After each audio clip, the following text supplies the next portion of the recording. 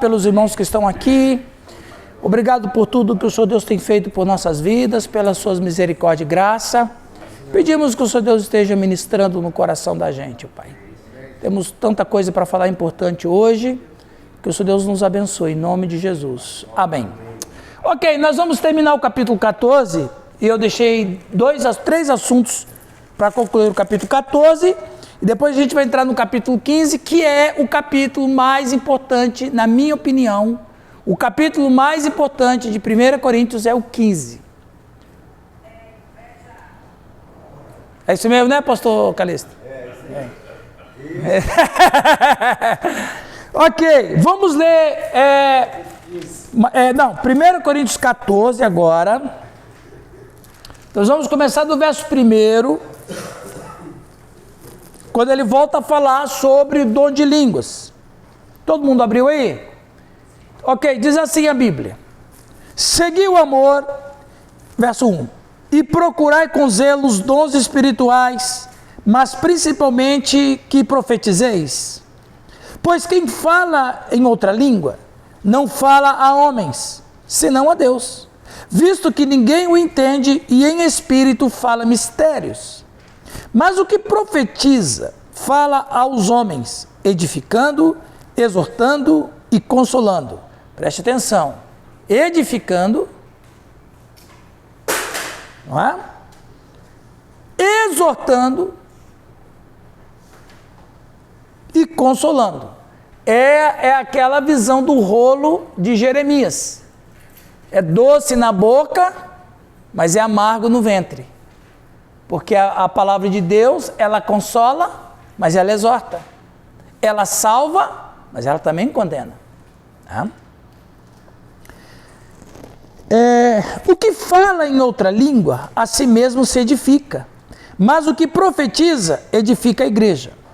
Eu quisera que vós todos falasseis em outras línguas, muito mais, porém, que profetizasse. Pois quem profetiza é superior ao que fala em outras línguas, salvo se as interpretar para que a igreja receba edificação. Agora, porém, irmãos, se eu for ter convosco, falando em outras línguas, em que vos aproveitareis se vos não falar por meio de revelação, ou de ciência, ou de profecia, ou de doutrina? Preste atenção no que o apóstolo está dizendo. Isso aqui é muito importante. Veja, gente, Deus não age de acordo com a teologia. Deus é livre para agir de acordo com a sua vontade. Eu estou num grupo, já falei para vocês, estou num grupo de professores de escola, de seminário, teólogos, tá? E estava tendo uma discussão no grupo sobre a salvação em Jesus Cristo. E eu tinha dado uma opinião minha. Eu disse que Deus... aí uns dois colegas lá, falaram que a salvação é só por meio de Jesus Cristo. É mesmo. A pessoa precisa confessar a Jesus Cristo como seu Senhor e seu Salvador. E é isso mesmo. Mas... como que uma pessoa, no mundo fora da civilização, que Deus também quer salvá-lo, como que Deus pode salvá-lo? Né? Então, eu entendo, e lógico que é minha opinião nisso aí, que se uma pessoa que nunca ouviu falar de Jesus, que está no meio do mato, no meio da floresta, ele como um ser humano, em algum momento da vida dele, ele vai ver que tem uma coisa errada com ele. Ele tem falta de paz, ele tem angústia. É a alma dele querendo ser salva. E se ele fizer uma oração a Deus, mesmo que ele não conheça a palavra e a pessoa de Jesus Cristo, e ele pedir que, se tem um Deus que está escutando ele, que venha encontrar com ele, que venha ajudá-lo, que venha tirá-lo desse vazio, dessa tristeza que ele se encontra. Eu acredito que Deus vai dizer que é com ele mesmo, porque não tem outro Deus. Então, eu estava falando sobre isso. Daí, claro, cada um continua com a sua ideia e tal. E aí eu soltei a bomba lá. Falei, mas Deus salva de acordo com a nossa teologia, ou ele tem outros meios de salvar que só ele compete? Porque Deus não está escravizado. Ele não pode salvar só do jeito que a igreja elaborou, de acordo com a sua teologia. Aí você vai, arminianismo, calvinismo, e etc, etc. Então, qual é o grande problema hoje da teologia? Não é estudar a teologia, é querer obrigar que Deus haja de acordo com aquilo que a gente acredita. Essa semana eu recebi uma pergunta de uma pessoa, dizendo assim, ele fez uma afirmação e perguntou para mim se a afirmação era correta. Ele leu aquele texto do 2 Reis, que o rei Ezequias foi curado daquela doença, e Deus falou que ele ia morrer, não foi isso? E daí ele orou a Deus, e Deus deu 15 anos a mais para ele. Então a pessoa me perguntou, é certo dizer e afirmar que a oração do justo muda os planos de Deus? Usando esse como base. Eu disse, não dá base. Porque o que é extraordinário na Bíblia, nós não podemos deixar ordinário. Quantas vezes uma pessoa numa igreja está doente, a igreja toda ora, você quer mais do que, além da oração de um justo, você tem a oração de um monte de justos. Mas mesmo assim Deus diz não e a pessoa morre. Como foi meu caso do meu pai e como é o caso de muita gente. Eu falei para ele, essa afirmação não é correta, porque senão vai causar confusão no meio do povo de Deus. Porque nem toda oração do justo muda o plano de Deus. O Abraão era justo, mas Deus destruiu Sodoma e Gomorra. Então, às vezes nós temos um problema. Deus tem que agir de acordo com a nossa teologia. E é isso que o apóstolo está comunicando. É isso que o apóstolo está comunicando. Olha, Deus faz do jeito que ele entende que deve ser feito. E ponto final. Né? E aí ele vai dizer, daí ele diz no versículo 6, né? E 7 vai dizer, e é assim que instrumentos inanimados, como a flauta ou a cítara, quando emitem sons, se não se derem bem distintos, como se reconhecerá o que se toca na flauta ou cítara? Pois também se a trombeta der som incerto, quem se preparará para a batalha? Assim, vós com a língua, se com a língua não disserdes palavras compreensíveis, como se entenderá o que dizeis? Porque estareis como se falasse no ar. Então, essa é a problemática dos dons espirituais na igreja em Corinto. Agora deixa eu fazer uma pergunta. Você acredita que tinha dons espirituais nas outras igrejas do mundo antigo? Tinha. Mas por que nunca tinha problema? Porque eles nunca deixaram ser um problema. Né? Vamos ler aqui, ó. O falar em línguas. Esse fenômeno era muito comum na igreja primitiva. Esse era um fenômeno comum. Às vezes, uma leitura desavisada vai nos deixar entender que o dom de línguas só era em Corinto. Não, não era só em Corinto. Aliás, se tinha um lugar para ter dom de línguas, até mesmo por causa da cultura local, seria Éfeso. Por que Éfeso? Vocês sabiam que em Éfeso tinha uma faculdade de bruxaria? Os caras tinham uma faculdade de bruxaria. Tanto é prova que o Atos 19 vai dizer que os caras, os acadêmicos de bruxaria, quando se converteram a Cristo, queimaram os seus livros em praça pública. E foi uma soma enorme de prejuízo. Mas porque eles assim fizeram, porque tiveram então, quer dizer, dom de língua lá em Éfeso era muito comum, até mesmo não era novidade. Porque os demônios estavam agindo nas pessoas.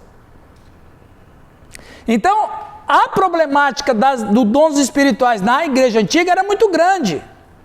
Hoje, no Brasil e principalmente no mundo ocidental, nós aqui na América Latina, nós sempre colocamos os dons de línguas dentro das igrejas carismáticas.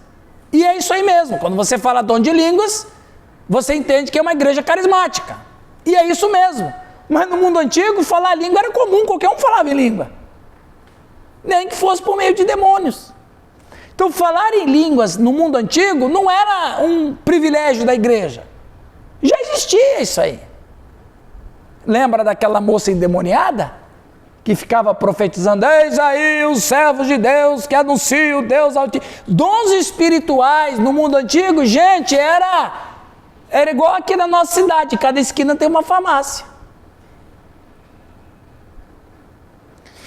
Mas qual era o problema de Corinto? Era falta de sabedoria em usar os dons espirituais. Ponto. Né? Alguém quer falar alguma coisa? Esteja à vontade. Então vamos ali. Durante ele, a pessoa se excitava até chegar a um êxtase e um delírio. E nesse estado lançava uma incontrolável corrente de sons em linguagem desconhecida. A não ser que esses sons fossem interpretados e em realidade traduzidos. Ninguém sabia o que significava. Embora nos pareça estranho, na igreja primitiva, isso era um dom altamente cobiçado. Por que vocês acham que era altamente cobiçado? Por ser sobrenatural. Ok, por ser sobrenatural. O que mais? Por que era altamente cobiçado os dons? Revelava os mistérios de Deus. Vamos botar só, tira Deus. Revelava os mistérios. O que mais? Por que era altamente cobiçado? Gente, às vezes a gente nem faz isso, a gente deveria fazer mais vezes. Ler a Bíblia com a mente do século I. Dons espirituais, as cidades tinham os oráculos. Quem eram os oráculos? Os oráculos eram pessoas que tinham dons espirituais, que recebiam ajuda sobrenatural dos deuses. E ali eles faziam profecias. Inclusive, um dos oráculos mais famosos que tem, quem lembra o nome? Os oráculos de Delfos, que ficava em Éfeso. Então, as pessoas que procuravam resolver algum tipo de problema na sua vida, eles iriam procurar os oráculos, porque os oráculos vão dizer o que eu devo fazer. Então, no século I, uma pessoa que tinha essa característica de sobrenaturalidade tinha um poder muito grande sobre ele. De fato, tinha. Só que os dons espirituais do lado do mal, essa metafísica do mal, elevava a pessoa num padrão lá em cima, dentro da cultura não cristã.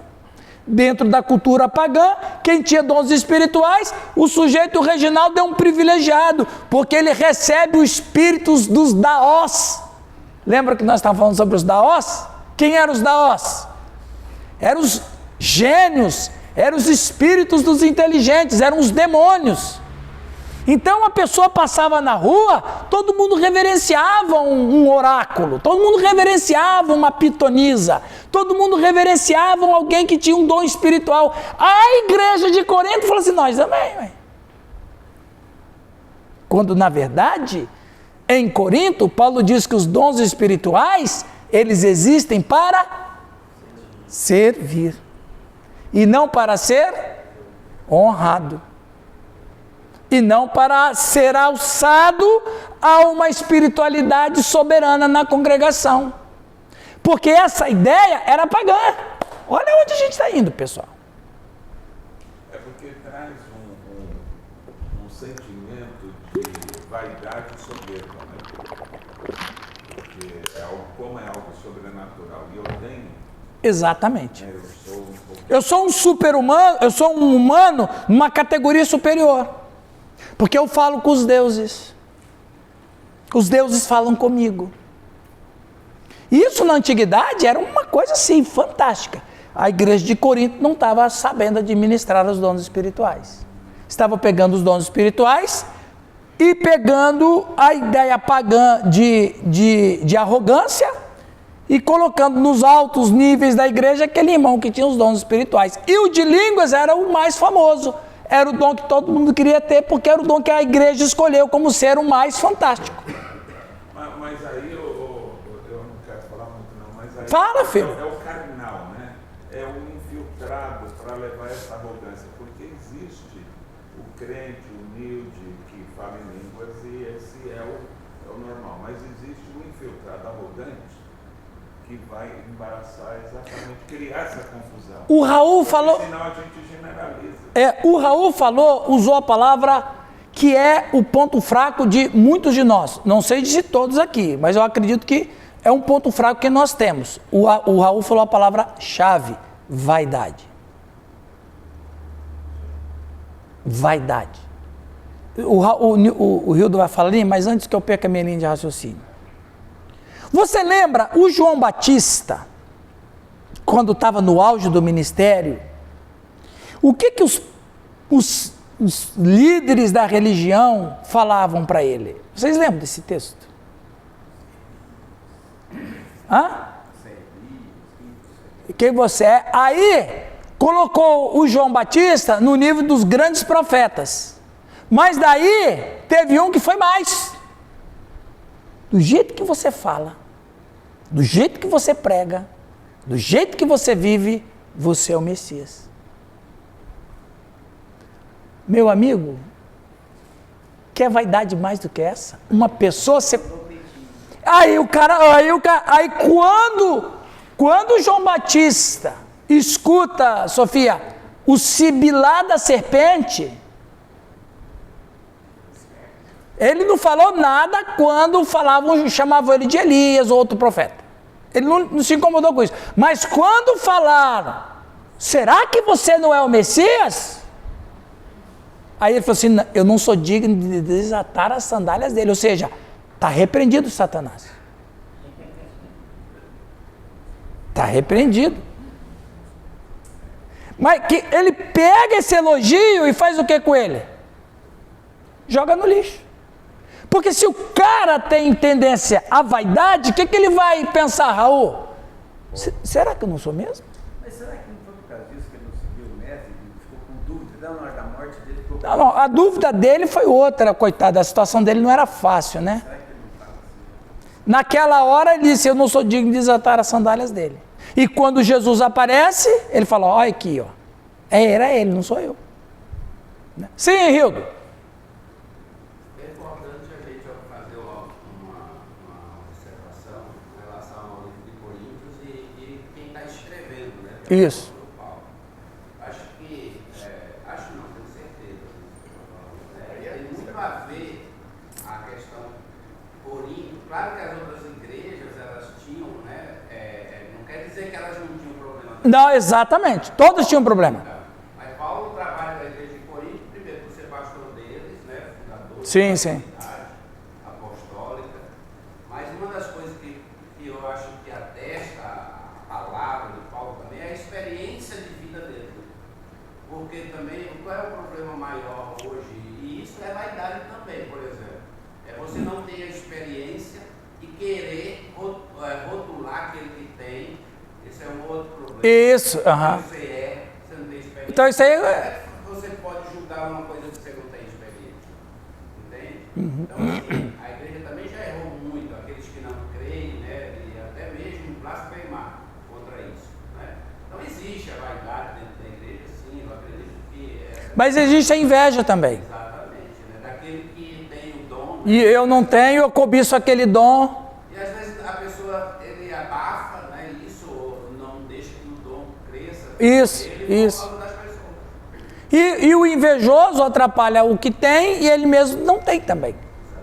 Então, é como você disse, Hildo, a gente tem que... O Paulo não nega a existência do dom de línguas. Aliás, ele não nega a existência de dom nenhum. Qual é o combate do apóstolo Paulo? Administrar tudo isso.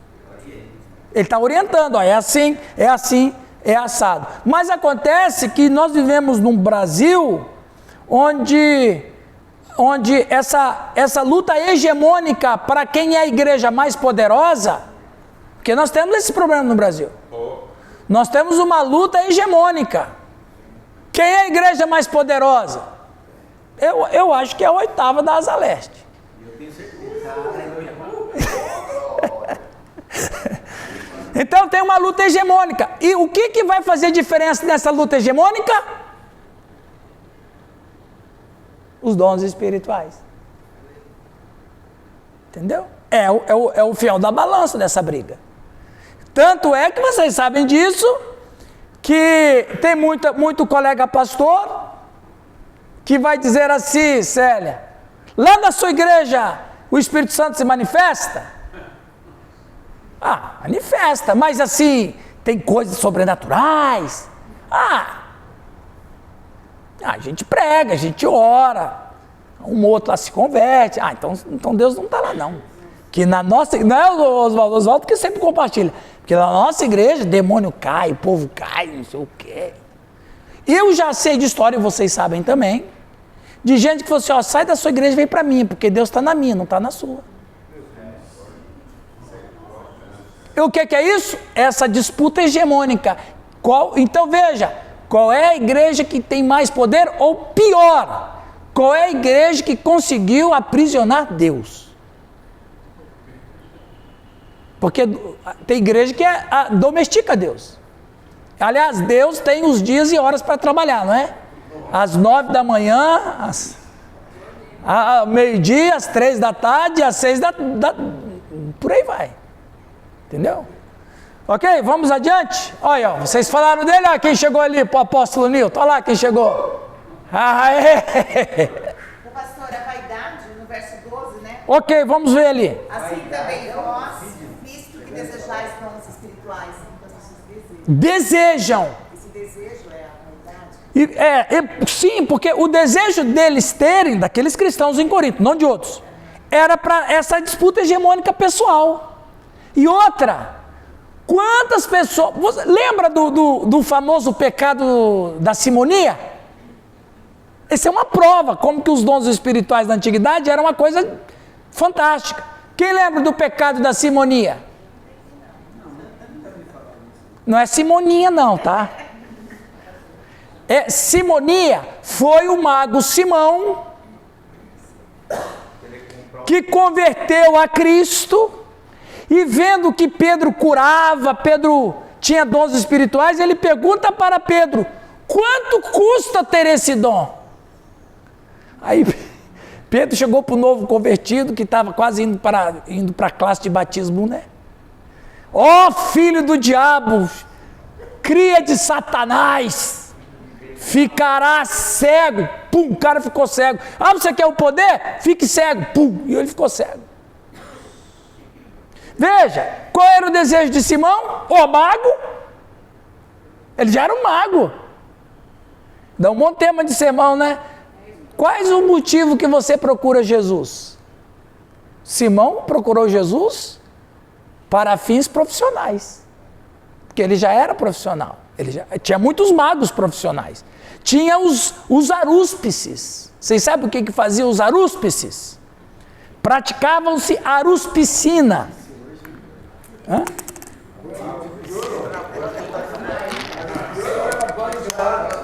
Praticavam a aruspicina. Uxi, o que aconteceu ali? Piscina não sabe. Piscina é. Só um momentinho.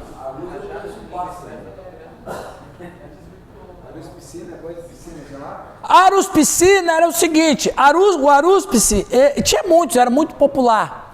O sujeito queria saber o futuro dele, então ele procurava o arúspice. O arúspice, ele sacrificava um animal, geralmente era de preferência peixe. Ele matava um peixe, abria a barriga do peixe e pelas vísceras do peixe ele fazia a previsão sobre a vida da pessoa. Então eles preferiam o peixe, mas eles poderiam fazer com ovelha, poderiam fazer com qualquer animal. Então tirava os intestinos e pelas vísceras eles adivinhavam o futuro da pessoa. Parece que não, era muito popular, tanto popular, Sofia, que tinha a aruspicina pública e a privada. A privada era mais cara, tudo que é privada. E a pública era paga pelo governo. Então você acha que o mundo antigo era diferente do nosso? Eu tinha lá o SUS e a Unimed. Então você quer... eu estou meio pitoco, eu vou lá no SUS, Então, eram os piscinas. Então, o Simão Mago, gente, profissionais da espiritualidade tinha em cada esquina no mundo antigo. Aí você tem o poder de Deus, de fato, uma sobrenaturalidade de Deus, que o camarada, quanto é que você quer? Vai ficar cego, filho do diabo. E o cara ficou cego. Percebe? Então, qual é o problema da igreja antiga? Não saber administrar. Entra a palavra do Hildo e do Raul. Vaidade, inveja. Vaidade, inveja. Por isso, na igreja de Corinto, os que tinham dom de língua, principalmente, estavam mais evidentes do que os outros. Aquele ali tem o Espírito de Deus. Ia falar uma coisa? Muito bem. Sim, querido.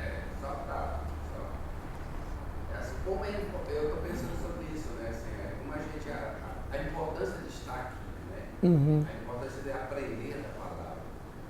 Meu Deus do céu, quanta gente cega no ministério. Sim. Porque não deu importância ao ensino, ao estudo. Até a formação acadêmica sua vai definir como você vai a sua caminhada no ministério. Exatamente. As pessoas não dão importância. Você vê que hoje, eu acredito que Deus vai trazer, porque isso a gente vive ciclos, né? Eu acredito que a gente vai viver um novo ciclo do pessoal entender que precisa enviar os seus jovens para vocacionados para serem realmente aprender a palavra num seminário interno, como aqui, como foi o Betânia. Sim, e outros. Porque o estudo, gente, ele ajuda no conhecimento e na espiritualidade. É o que Paulo está dizendo aqui, ó. Foi muito boa a sua fala, Hildo. Olha lá. Alguém lê o verso 6 do 14? Pode concluir. Sem conhecer a época e o tempo e também, assim, por exemplo, esse pano de fundo que você está dando, que é a questão, aí é o primeiro século, né? Então ali está borbulhando os dons, né? Exato, em todo lugar. O sobrenatural. Sim, entende? sim. Aí hoje o que a gente está vivendo? Um período de descrença. Isso, diferente. Quando você olha para a Bíblia, você não tem esse pano de fundo, por isso alguns fazem colocações equivocadas, totalmente equivocadas, né? Exatamente. Porque dons espirituais no século I, gente, não era nenhuma novidade, acontecia direto. E era uma coisa que a própria igreja não administrava. Pode ler o verso 6 aí, Simone? Sim. Agora, porém, irmãos, se eu for ter convosco, falando em outras línguas, em que vos aproveitarei, se vos não falar por meio de revelação, ou de ciência, ou de profecia, ou de doutrina? O que é ciência, profecia e doutrina? Formação acadêmica, conhecimento. Então, quer dizer, toda espiritualidade, ela tem que ser vazada pelo conhecimento. É o culto racional. Culto é uma atitude sobrenatural. Razão é aquilo que faz você refletir e dizer, é isso aí mesmo. Então, toda espiritualidade sem racionalidade, ela é só fanatismo.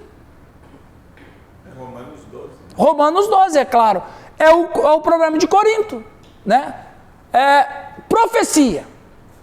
Nesse caso, e em realidade, a maioria das vezes, a profecia não tem nada a ver com a predição do futuro, mas sim significa proclamar a vontade e a mensagem de Deus. Como já dissemos, pregar se aproxima deste significado. Em toda esta sessão, Paulo trata o perigo do dom de falar em línguas e a superioridade de interpretar a verdade em forma tal que todos podem atendê-la. Então, por que o apóstolo Paulo ele dá mais ênfase à profecia do que à língua? Porque a profecia, diferentemente do que fala a cultura nossa, a profecia, lembra, o profeta no Antigo Testamento, só para relembrar e pegar o meio da história, o profeta, o ministério profético de um profeta, ele era dividido em 3 naturezas: ensino, exortação e vidência. Ensino, exortação e vidência. Nem todos os profetas do Antigo Testamento eram videntes. Alguns eram, outros não. Ok? Alguns eram, outros não. Amós não era. Naum não era. Jonas não era. Mas qual era o ministério deles? Ensino e exortação. Jeremias era vidente. Isaías era. Abacuque era. Malaquias não era. Ageu não era. Então, é que na cultura nossa, a gente pega tudo e coloca num balaio só. Não, profecia está ligado com vidência. E não é verdade. Isso é verdade em alguns nichos, mas ela não é uma verdade soberana. Então, quer dizer, a profecia que Paulo diz, e ela está no seu sentido original, é o que você faz todo culto. O que é profetizar? Profetizar é ensinar e exortar. Quando Deus falava bem assim para os profetas do Antigo Testamento: ide profetizai, assim diz o Senhor, se não emendar os seus caminhos, o Senhor agirá com um braço forte. Não é evidência, é exortação. Assim diz ao povo, assim diz o Senhor. Aí o Senhor pega um profeta, leva lá para o vale dos ossos secos. Que, na verdade, Deus sempre teve bom humor, não é? Você imagina um cenário de filme de terror?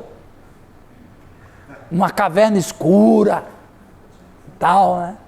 Aliás, é tão engraçado, lembra daquele texto que os discípulos estão no mar de noite e tem a borrasca acontecendo, a tempestade acontecendo, aí Jesus vem andando sobre as águas, aí os discípulos já ficam com medo, e eles dizem: é um fantasma.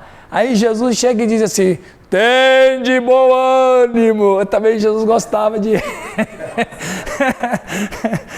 matar os caras do coração. Jesus poderia chegar assim: calma pessoal, sou eu. Daí ele diz: tem de bom ânimo. Os caras já estavam quase desmaiando de medo, né? Então, Deus pega o profeta. Deus pega o profeta, mostra o futuro, aí o cara volta para o presente e fala assim: assim diz o Senhor. É evidência. Então a gente tem que separar. Paulo está dizendo que a profecia, do que Paulo está falando, está associada com ensino e exortação. Agora, o ensino e exortação vem de onde? Da palavra de Deus. Agora, você vai falar assim: ah, pastor, você não acredita que tem profecia? Claro que eu acredito. O Espírito Santo está aí, solto e livre. E de repente, por exemplo, eu não sei, mas pode ser que alguém aqui já foi alvo de uma vidência de alguém, ou já fez uma vidência para alguém. Isso existe? Eu acredito que existe. Só que não é o carro-chefe. Entende? Fala, Raul. Mas você colocou ali na frase: a profecia não tem nada a ver com a previsão do futuro. Onde é que a gente vai manter o equilíbrio?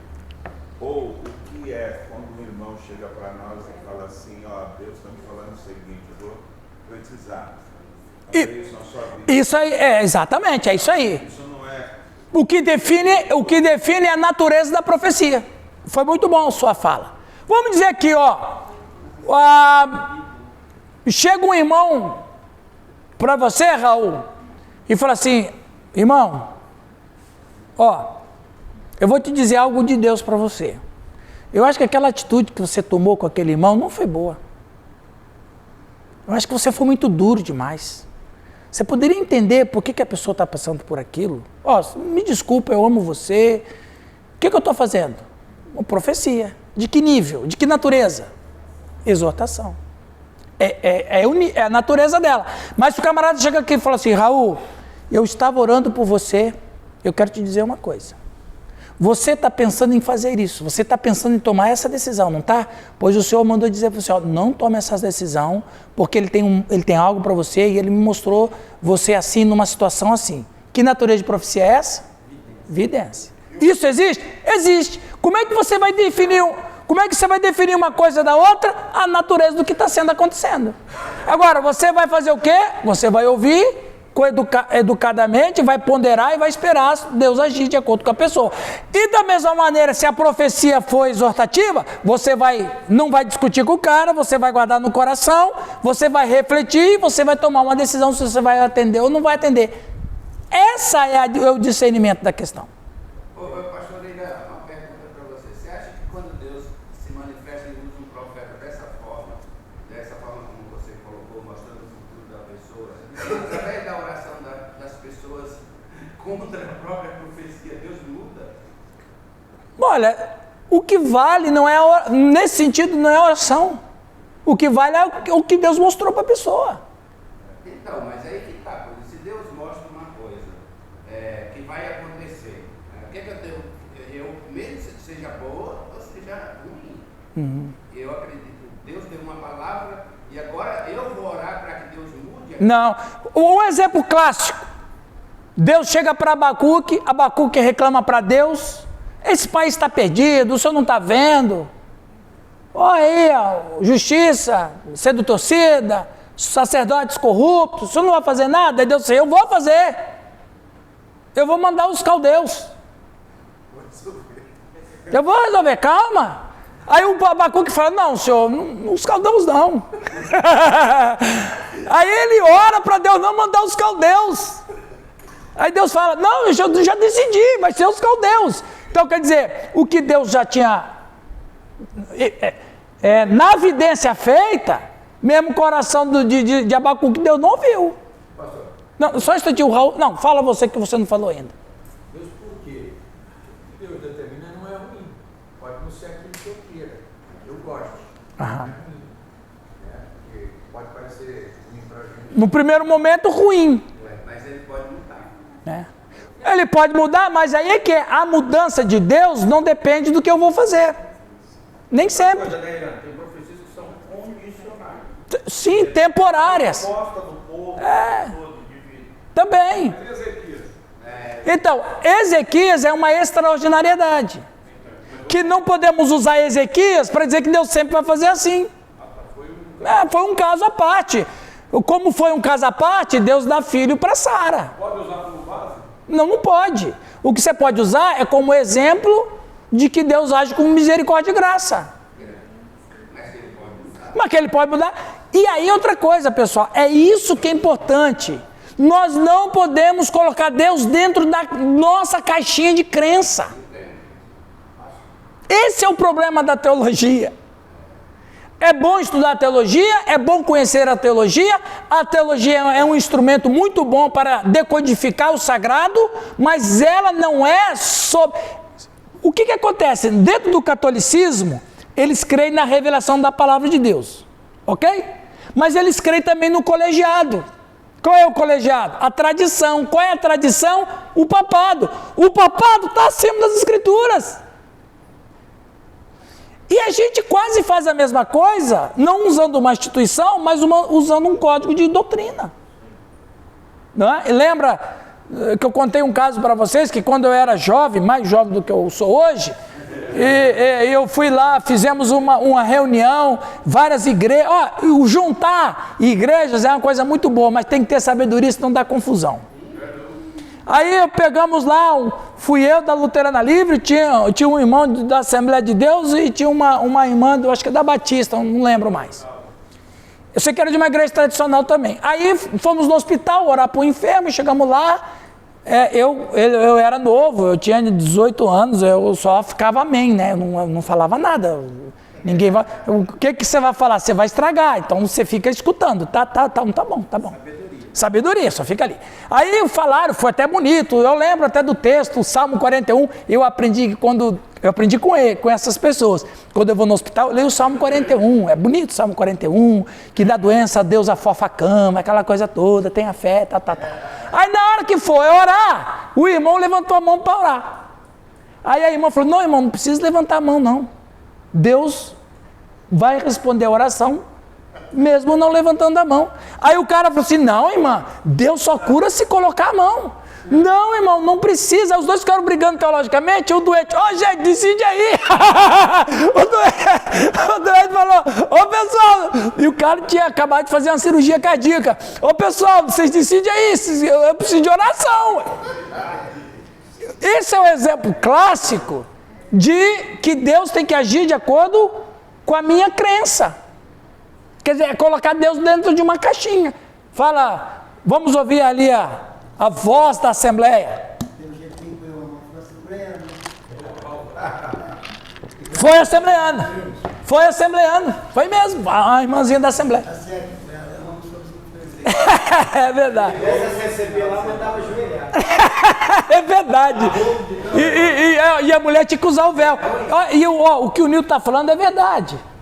Se a mulher vai orar sem véu, é o caos. Tem que colocar véu.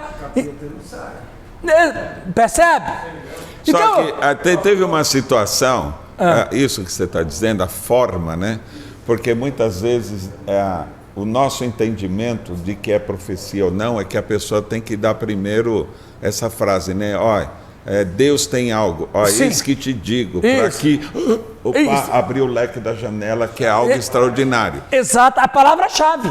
É a palavra-chave psicológica.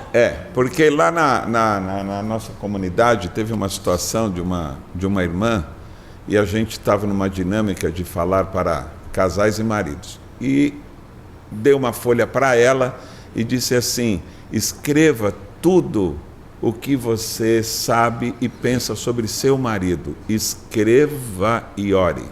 Ela olhou para mim e tal. Foi para a igreja dela à noite e o profeta lá chegou, desceu do púlpito no meio do salão, foi nela e disse assim: olha, vai ter um rebuliço na sua casa, mas é para salvação.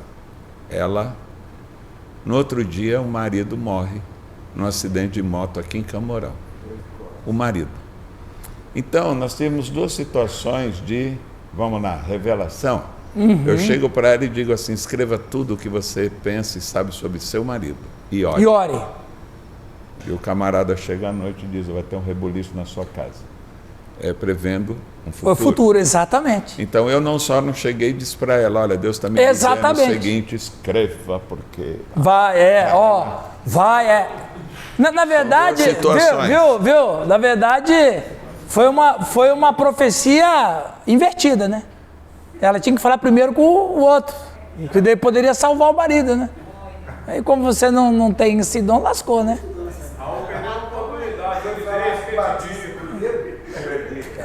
Veja, então a profecia na ideia do apóstolo, e não somente na ideia dele, mas na própria construção da palavra, ela é muito superior, porque ela é um ensino da palavra que muda, transforma e salva. Ok? Paulo começa dizendo que as línguas se dirigem a Deus. Gente, eu acho lindo o dom de línguas. Muitos anos atrás, eu até queria ter o dom de línguas, mas Deus nunca me deu. Não tenho. Não tenho. Nunca falei. Não recebi, Deus não tem isso para mim. Eu acho lindo quem fala em línguas. Mas não me edifica, porque está edificando só ele, né? Fala. Na Assembleia que nós ensinamos. Essa foi boa. Essa foi boa. Fala, irmão. Essa foi. Nessa questão de falar em línguas, lá em São Paulo tinha uma igreja, uma grande igreja, uma tal de comunhão plena, uma igreja grande. Tinha um tal de um apóstolo, Sérgio Lopes. Esse cara... Aquele cantor? Não. É um apóstolo. Ô louco, apóstolo, o que é isso? Rapaz, está no outro nível, né? É o apóstolo Sérgio Lopes, era o título lá da apóstolo. E esse cara, ele chamava o povo para frente e mandava o povo começar a falar em línguas. Eu te ordeno e começa a falar. Então era um negócio assim, que parecia brincadeira. As pessoas começavam a querer falar em línguas porque ele mandava. Sim. Então assim, não flui. Não é. Gente, essa questão de dom de línguas é uma questão tão... ela flui, quando ela vem do Espírito Santo, ela flui na pessoa. Tem gente por exemplo, eu tenho alguns poucos exemplos da minha comunidade de pessoas que têm experiência com línguas, mas é entre ele e Deus. Amém. Ô, meu irmão, minha irmã, que Deus continue te usando nesse dom, mas ele não fala no culto, porque é entre ele e Deus. Eu acho isso lindo. Mas nesse caso a gente também não está encaixotando, dizendo assim, não, essa forma aí está errada. Ué, pode ser que o cara chega, bota a mão e fala aí, e o camarada fala, velho. Mas o que ele está falando ali, Raul, a forma como fala não é bíblica. O que define é que, por exemplo, eu determino, mas quem determina é Deus. Entendeu? Agora, eu vou orar para o Senhor, e se o Senhor quiser, Ele neste momento vai te é diferente. Agora, eu determino... É a vaidade. É a vaidade. É a soberba, exatamente. Assim diz eu. É verdade. É quase isso. Do jeito que o Marcos falou, é quase isso. Pastor, Sim. fazendo brincadeira mesmo, a coisa que a gente ensina, falar língua estranha, é só pegar o siri. Você coloca na mesa, se me anda, se me vai, se me cai. Aí, ô Nilton, leva ele lá para a oitava. Leva ele lá para...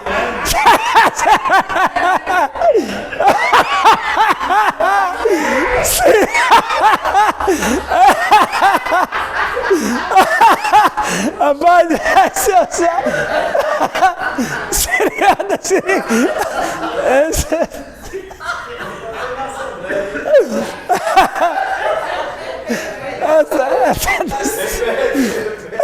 essa do Siri, essa foi igual. Meu? Ai, vamos.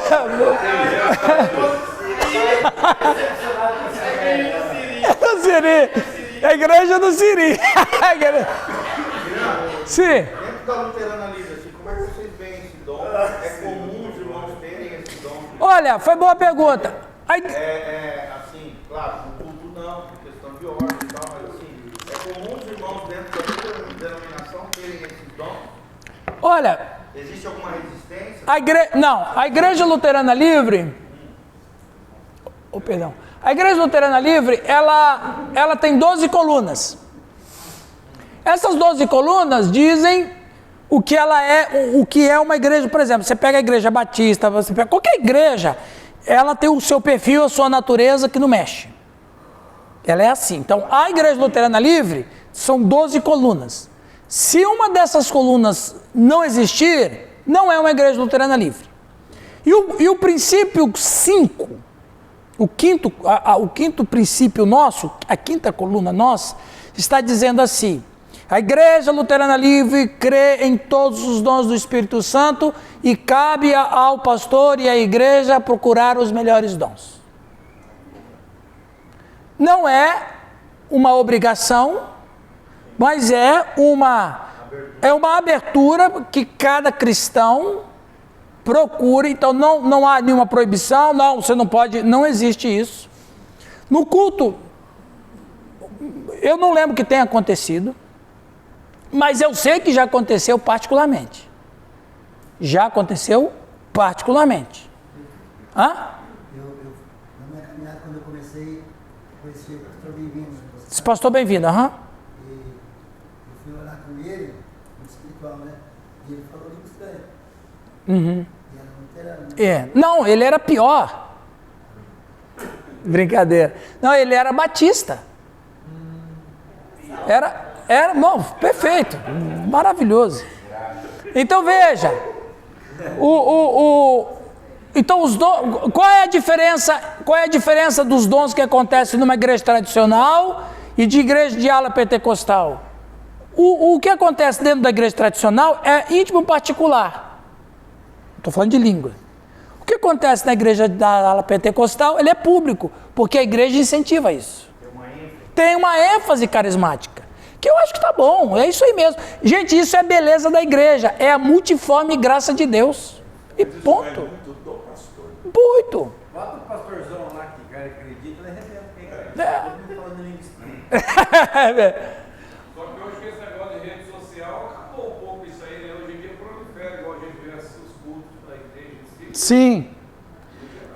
Aí ele vai dizer, por outro lado, o dom de anunciar a verdade produz algo que todos podem entender e que é de um proveito para a alma de cada um.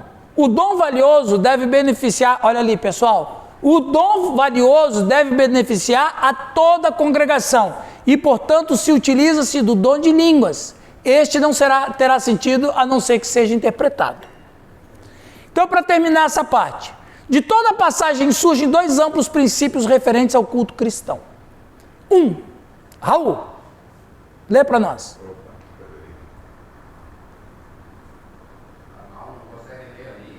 Não, ele não consegue ligar. Essa foi boa. Vamos ler. Lê lá, Raul. De toda a passagem surgem dois amplos princípios referentes ao culto cristão. A adoração nunca deve ser egoísta.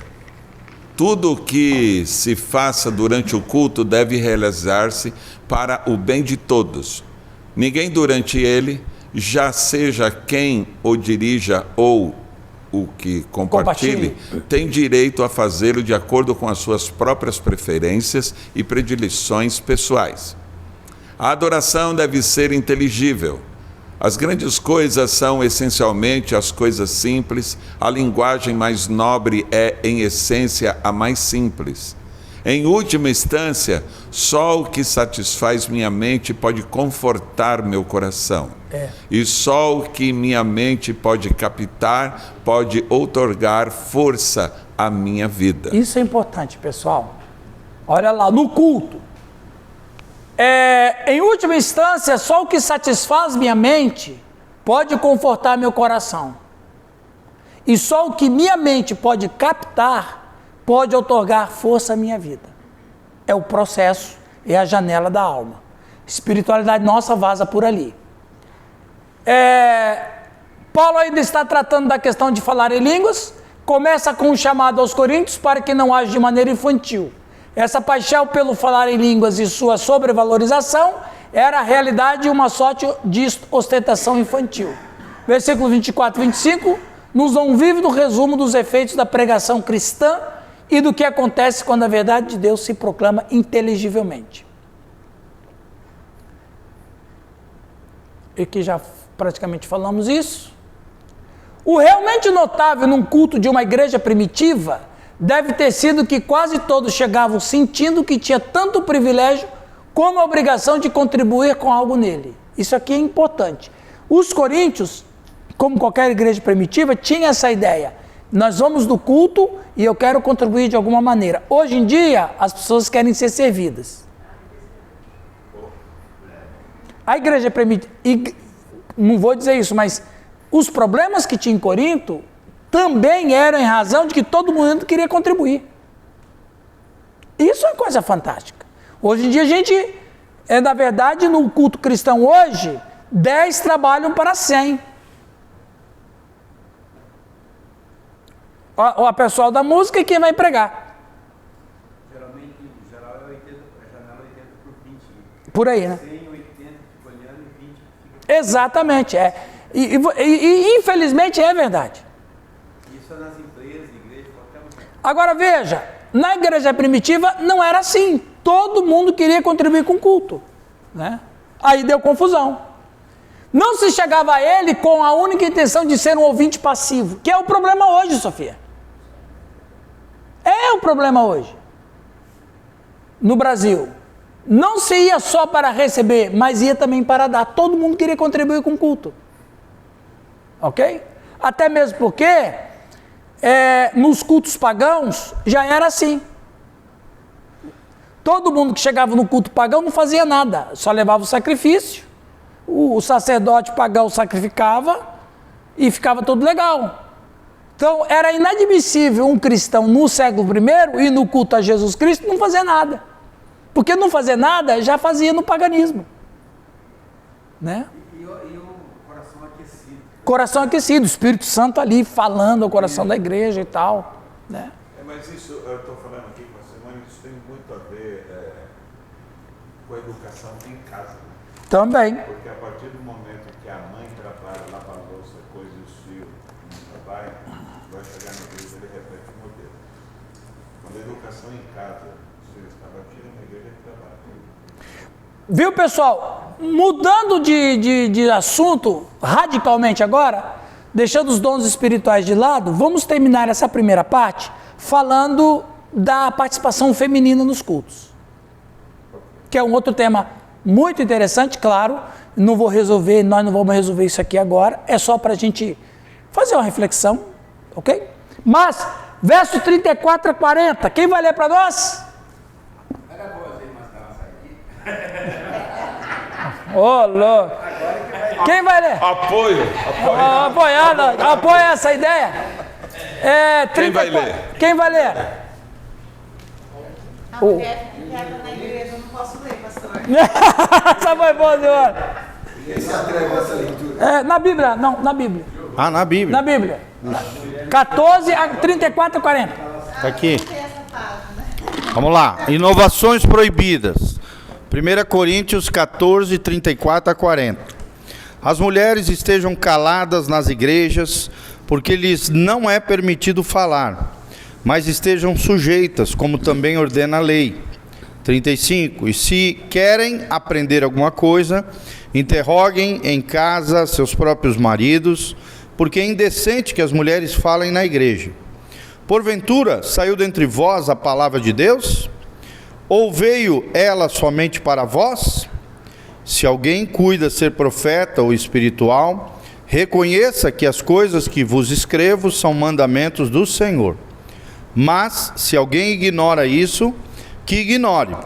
Portanto, irmãos, procurai com zelo profetizar e não proibais falar em línguas, mas faça-se tudo decentemente e com ordem. Então o apóstolo Paulo não disse sobre, não é para ninguém falar língua. Ele também não dizia que não tinha língua. Dom de língua. O que ele dizia que não tinha? Não tinha? Ordem. Falando da mulher. Na igreja de Corinto, existiam inovações que a ameaçavam e que não eram do agrado de Paulo. Com efeito, exige deles que esclareçam que direitos tinham de fazê-las. Era acaso eles os criadores da igreja cristã? Na Grécia, as mulheres, a não ser que fossem muito pobres ou de moral relaxada, levavam uma vida de reclusão. Os judeus tinham uma ideia ainda mais baixa das mulheres. Paulo escreveu essa passagem numa sociedade como a descrita. Veja bem, por que será que Paulo foi tão rigoroso em relação às mulheres cristãs? Lembremos-nos de que as mulheres ocupavam lugar de proeminência na religião pagã de Corinto. Começa aí. Tá? A principal divindade era uma deusa. As mulheres oficiavam os cultos a Afrodite. Eram 1000 sacerdotisas que se prostituíam no templo. Comentaristas nos informam que quando uma mulher usava o véu, isto significava que ela estava submissa a um homem, quer seja seu marido, seu pai ou um parente responsável. Qual era o grande problema da mulher em Corinto? Para começar, era um problema cultural religioso. A divindade mais proeminente em Corinto era uma feminina. As mulheres que tinham mais poder em Corinto, as pessoas que tinham mais poder em Corinto eram as mulheres. As mulheres dominavam a sociedade corintiana. E isso estava intimamente ligado com paganismo. Por que que as mulheres eram reverenciadas, queridas, etc.? Porque você não pode tocar numa representante de Afrodite. Vocês lembram daquele texto quando Pilatos lava as mãos? Como que você interpreta esse texto? Quando foi que Pilatos lavou as mãos? Quando alguém disse, ele diz que é filho de Deus. O Pilatos sabe o que é mexer com o filho de Deus. Por que que eles não mexiam com César também? Porque César era filho de Júpiter. Por que que eles não mexiam com qualquer titã? Porque todo titã era filho de um Deus com uma mulher. Quando eles falaram bem assim, os judeus falaram, ele tem que ser morto porque ele se diz ser filho de Deus. O quê? Arranhar um filho de Deus na cultura greco-romana era o cara atrair maldição sobre si. Esse Deus vai vir e vai trazer o caos para mim. O que o Pilatos faz? Ele lava as mãos mostrando para quem? Eu estou livre do sangue dele. Ele está falando para quem? Para o pai desse Jesus. Porque era assim que eles faziam. Ó, ele vai ser morto, não é que eu quero. Eu estou fora. Então ele lava as mãos no sentido de que ele está mostrando por o Deus, que é o pai de Jesus, que ele não tem nada a ver com a morte dele. Se você vai punir, puna eles. Essa era a ideia do Pilatos, lavar as mãos. Então como é que você vai tocar numa sacerdotisa de Afrodite? Não tem condição. Então as mulheres eram proeminentes, as ricas, claro, né? Porque as pobres não valiam nada. Então as mulheres eram proeminentes lá em Corinto. Então isso era muito forte. Olha lá que interessante. Nos cultos não lhe seria dado lugar de destaque ou liderança. Agora olha aqui. Não se poderia deixar que o estilo pagão de culto influenciasse a igreja. Começa o problema aqui. Então quer dizer,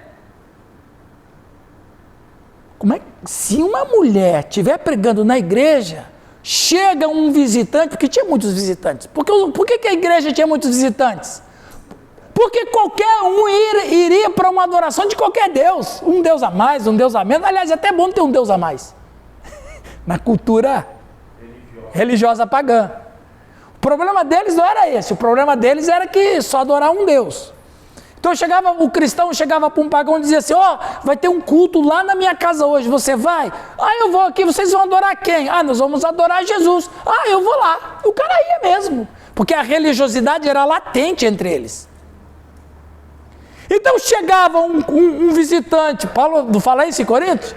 Quer dizer, que ele fala, chegando um visitante na igreja, então quer dizer que era comum ter visitante. Chegando um visitante na igreja, vê uma mulher pregando, o que o visitante vai pensar? Isso é igual lá na minha igreja, ué. Lá no culto da Afrodite é a mesma coisa. Porque lá, quem é que vocês acham que pregava lá na igreja de Afrodite? Era uma mulher. Era a sacerdotisa principal. Então quer dizer que daí chega um pagão que adora Afrodite, vai lá no culto cristão e vê uma mulher pregando, o que eles vão interpretar? É a sacerdotisa, exatamente. Essa aí é a sacerdotisa de Jesus. Ou seja, a fé cristã vai entrar no mesmo nível do paganismo. Né? Mas vamos adiante. Reforça-se então a necessidade que temos de extrair os princípios que tais passagens nos trazem e não sua aplicação literal. Paulo está ensinando o uso do bom senso em relação aos costumes culturais e também está orientado sobre a autoridade do homem sobre a esposa. Agora preste atenção à contradição, que eu fiz questão de marcar isso aqui. Que aí, Nilton, nem sempre as pessoas percebem isso. De fato, há uma sugestão em capítulo 11:5, como se as mulheres às vezes orassem e profetizassem em suas assembleias, o que o apóstolo naquela passagem não condena. Isso que é interessante. Olha lá o verso 5 de 11, do capítulo 11. Ou seja, as mulheres tinham uma certa liberdade de se pronunciar no culto. Ela tinha uma certa liberdade, que é diferente do 14. O que está acontecendo aqui? Olha lá o que diz 11:5. O que diz? Toda mulher, porém, que ora ou profetiza com a cabeça sem véu, desonra a sua própria cabeça, porque é como se eu tivesse rapado. Veja, ele diz que toda mulher aqui ora ou profetiza. Ora e profetiza. O que era profetizar? Exortaram a ensinar. Ou seja, ele dizia, lá no capítulo 11, diz o seguinte, a mulher pode até falar e orar e profetizar, mas ela tem que ter? Então, qual é a ideia que Paulo dá para a igreja de Corinto? Bom senso. Sim. Ele é específico falar na carta aos Coríntios. É específico. Ele fala em Corinto, E fala em Éfeso. Qual era a pessoa mais influente em Éfeso? Diana, outra mulher. Afrodite em Corinto, Diana em Éfeso. Duas divindades poderosas, mulheres. Então, qual é a direção dos estudiosos? Paulo diz que tem que ter bom senso para que o pagão não confunda a fé cristã com o próprio paganismo deles. Agora, claro, isso aqui depende de um debate vastíssimo, mas é só para a gente pensar sobre isso. E aí, como é que a gente pensa sobre isso? Usando essa ideia do bom senso. Agora, as pessoas...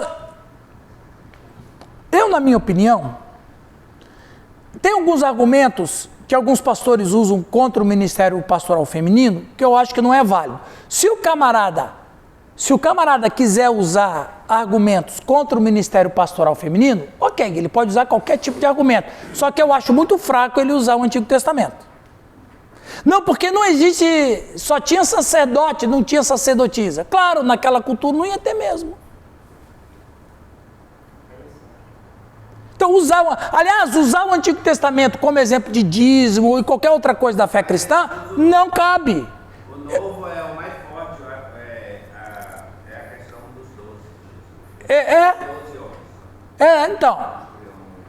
Então, veja bem, aí fala, não, porque Jesus não usou a mulher. Claro, porque a mulher não podia? Não, porque geralmente a mulher estava debaixo de um marido. Hã? Não, exato, o problema não era o sexo feminino. O problema não tinha nada a ver com espiritualidade ou com autoridade, tinha a ver com as próprias dificuldades da mulher. Ela está submissa ao marido, ela tinha filhos, ela tinha casa. Agora, você fala assim, você é a favor do ministério pastoral feminino? Eu não sou contra nem a favor, eu não sou Deus para arbitrar sobre isso aí. Eu só acho difícil uma mulher ser pastora quando o marido dela tem outra profissão. Eu acho muito complicado por uma questão de logística. Porque o marido tem a profissão dele e ela é pastora. E ele não é pastor, ela é pastora. Daí ela vai ser transferida de campo. E aí, como é que fica o marido? É meio confuso o negócio. Agora, de uma certa maneira, quando o pastor tem a esposa que está junto com ele no ministério, ela acaba sendo uma pastora. Independentemente se a igreja vai aceitar ou não o ministério pastoral feminino, na prática ela acaba sendo uma pastora.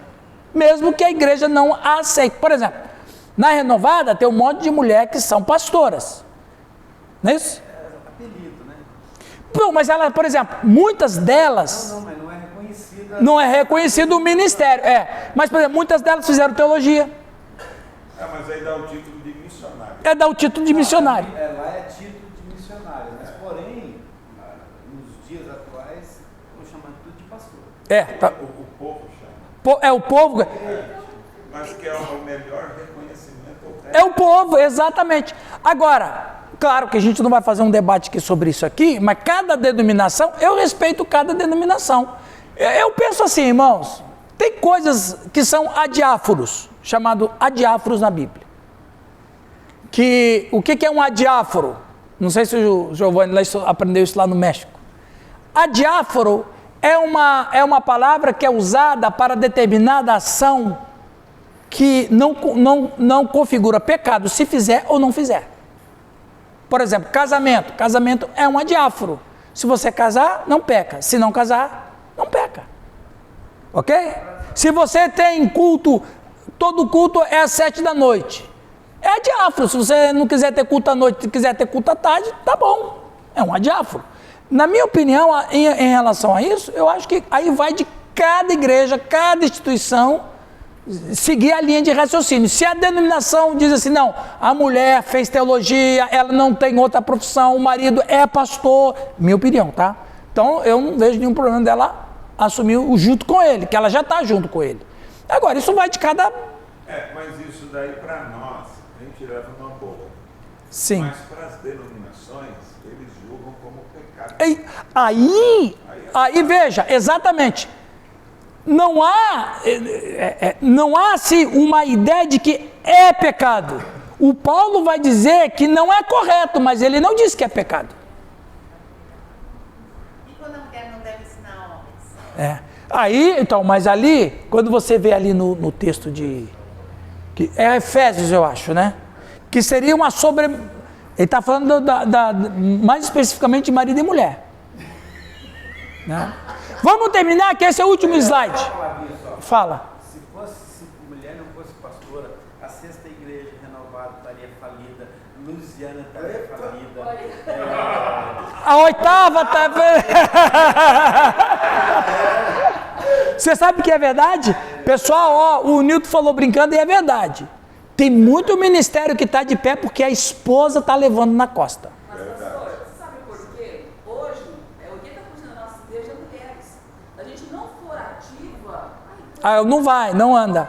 Nós somos mais mulheres que homens. É verdade. Em toda a denominação das mulheres. E a maioria, geralmente, não sei, mas na nossa igreja a maioria das pessoas são mulheres. A maioria dos membros. Você tem lá uma igreja de 100 pessoas, você tem lá 60 mulheres e 40 homens, mais ou menos assim. Ou 30. Quando tiver 30 homens, É difícil. A minha, por exemplo, ela não gosta de falar em altar. Louva, ela não vai falar em altar, pregar. Mas no bastidor não tem que falar que Porque a gente cresce. ela faz tudo,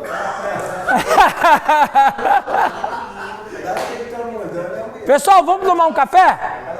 Raul, última palavra. Eu vou falar aqui, Só... Peraí, tá vendo? Quando eu falo, tem que gravar. Tem que gravar. Então, quando vocês falam, não Tem que registrar. Porque assim, há essa nomenclatura pastoral, ela traz esse significado de autoridade. Isso, né? isso. Sobre igreja, sobre isso. homens. Sim, sim. Porque o pastoreio da mulher é legítimo. É legítimo, exatamente. Pastorear. Agora, quando Paulo diz, olha, o ensinar a homens, ou a autoridade da igreja, eu não sei se isso sobrecai ao homem. Uhum. Isso, acho que esse é o Mas não desabona ela. É isso que você quer falar? Não, eu acho que desabana. Eu acho que mulher, o negócio é a autoridade da igreja, é a responsabilidade do homem. Tá? Do homem. Pastorear é outra coisa, pastorear é um dom. Exato. Vai pastorear. É. Até em Tito diz que tem 500 mulheres para pastorear. Agora, a autoridade da igreja, não acho cabeça, para onde Jesus escolhe 12, é a Bíblia, fiel. É. A sociedade vai gritar diferente. Mas a Bíblia diz isso. E se a gente não seguir a palavra do que ela é revelada, a gente vai ficar nessa... Viu? Mas aí você também, ele já está falando outra coisa daquilo que nós aprendemos. Porque você está desprezando o contexto bíblico. E não podemos desprezar o contexto bíblico. Agora, viu para terminar esse assunto, Raul? Qual é o problema na nossa cultura? É essa imposição masculina. Esse é o problema. Porque se as coisas fossem colocadas nesse nível de espiritualidade que você apresenta, é muito mais palatável do que simplesmente dizer, não, vocês não podem fazer nada porque a Bíblia proíbe. Esse é o problema, é o machismo. Vamos terminar com esse último slide. Então, minha ordenação é domingo. Exatamente, sim. Viu, pessoal? Vamos todo mundo ordená-la.